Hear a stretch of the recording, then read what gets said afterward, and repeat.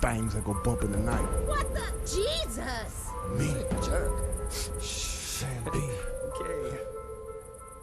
Shrunken head, broken legs, body parts on the concrete. Cut 'em up, butcher style gators in the swamp. Red light, leave 'em dead, running like a track meet. Scared of nobody. You know who I am? Do you have any idea who you're fucking talking to? Or maybe you saw me in the playoffs. I played for the fucking goddamn champions. Cooking meat, cannibal trying to eat. I got a zombie army, and you can't harm me. Hey, Yeah, watch it. You voodoo, bitch. Drink blood like a vampire without warning. Who do you voodoo, bitch? Stand up. Sam B got the thing that go bump in the night. Whoa. Who do you voodoo, bitch? Hide your kids, grab your wife, better get out of sight. Who do you voodoo, bitch? Let's go. Sam B to Papa Shango, I'm buried some 80. Handful of fingertips, toss them up like confetti. Stay full of corpse bitches, I'm a pimp of the dead. Come fuck with a Another zombie, I drunk put a jerk stick off in your against head. God's Look, kid. you want ghouls, I got fucking Stupid git. Maybe everybody dies and see your ass real soon. Crack bones to the mirror, hot sauce and they suck it. Now my juju ain't nothing to fuck. Sir, looks like you've had enough. What's your room number? I'll make sure you get there safe and sound. Stand up. Sam B got the thing that go bump in the night. Who do you voodoo, bitch? Hide your kids, grab your wife, better get out of sight. Who do you voodoo, bitch? Let's go. Excuse me, lady. Are you okay? Can you hear me? What are you doing, sir? This is the woman's restroom. I got a zombie on Sam B can't harm me. Who do you voodoo, bitch? Excuse me, sir. Are you okay? Who do you voodoo, bitch? I rip your arms off with my bare hand. Who do you voodoo, bitch? Yeah. Smack it, mama. Who do you voodoo, bitch?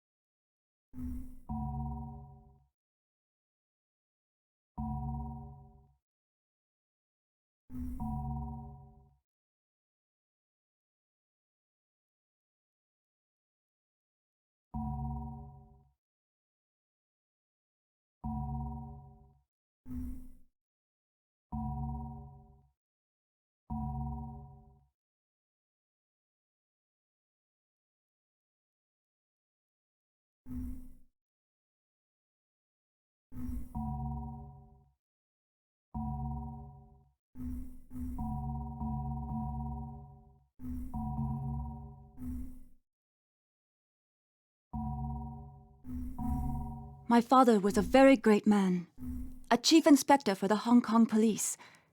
Even though he died when I was 10, I remember him very well. He was killed by an enforcer for the Wo Xing Wo triad, and I told myself then that I would follow in his footsteps and honor his memory. He taught me martial arts, and I continued to practice after he was gone. After finishing at the top of my university class, I joined the Hong Kong police and was chosen as part of the first all-female anti-organized crime squad.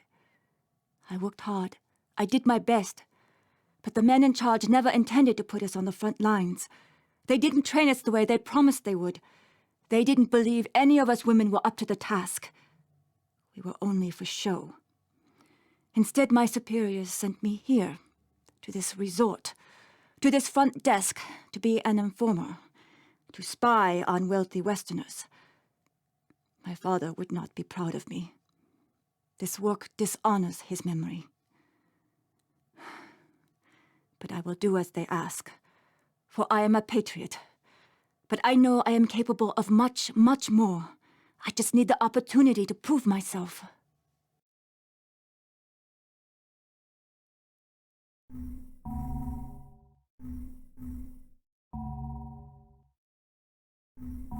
I hate rich assholes, which is fucking ironic, since I'm expected to put my bloody life on the line for them.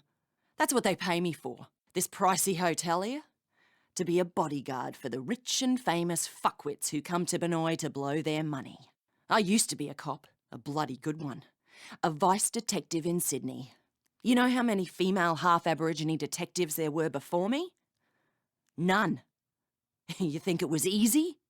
Suffering the abuse of my so-called colleagues. Half of them hated me because I was a girl, and the other half didn't like the fact that my mum was a Koori. So I came up the hard way. I busted my ass. It took me 12 years to make detective, and that still wasn't enough. It's an old boys' club, you know? The whole justice system is a fucking joke.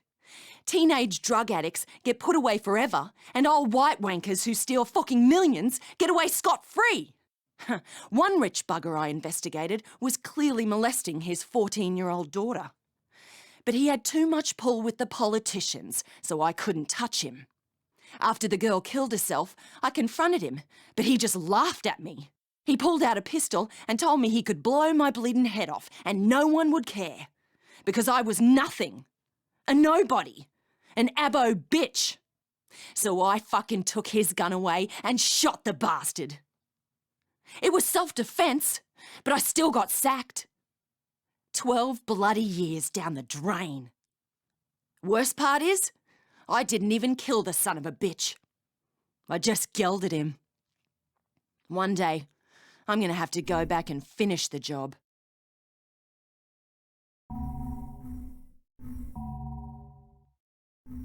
Oh, man. I used to be on top of the world, brother. All-pro quarterback 4 years running. Voted the sexiest Texan in 2004. Yeah, man, I beat out Dennis Quaid and Matthew McConaughey, for Christ's sake.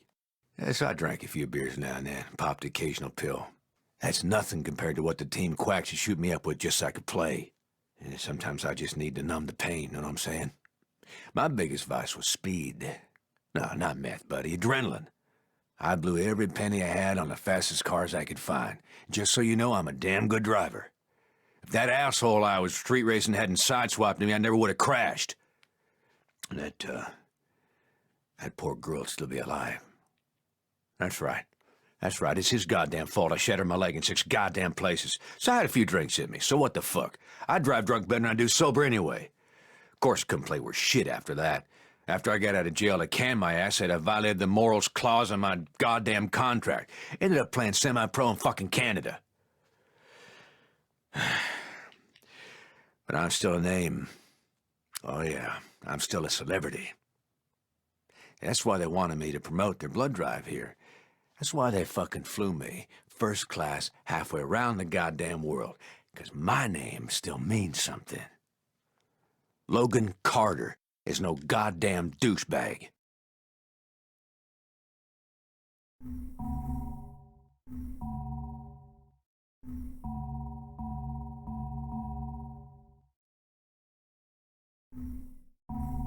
I grew up in New Orleans, lower 9th Ward.